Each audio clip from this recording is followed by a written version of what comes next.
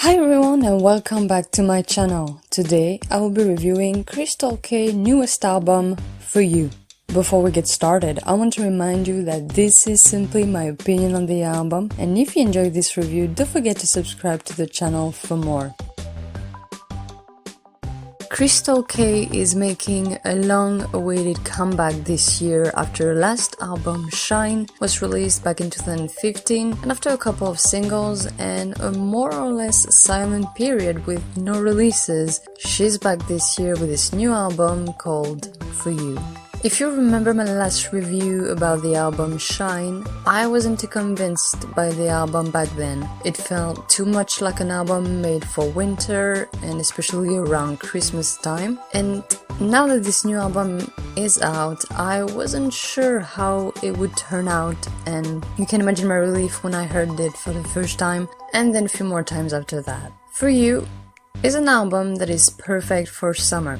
Ironically, it resonates more with me as a summer-themed album than its predecessor as a winter album, and overall I had a lot of fun with this one, and hearing the songs that were released as singles allowed me to remember them because I paid attention back then, but it's been almost like 2 years, so it was good to hear them again.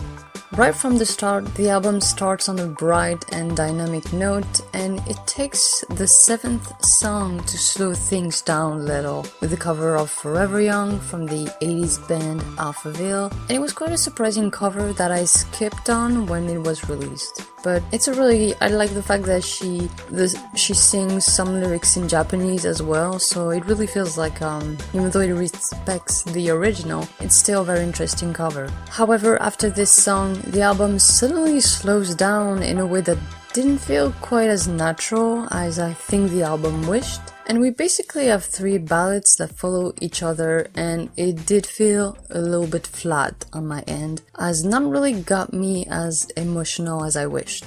If you look closely at the album, you can notice that it is actually divided into 2 parts. The first part are the new songs that sound refreshing, fun, and just make you ready for summer, and the second part is basically songs released as singles that needed to go somewhere, and you can tell, and that's my biggest complaint about this album, its lack of cohesion.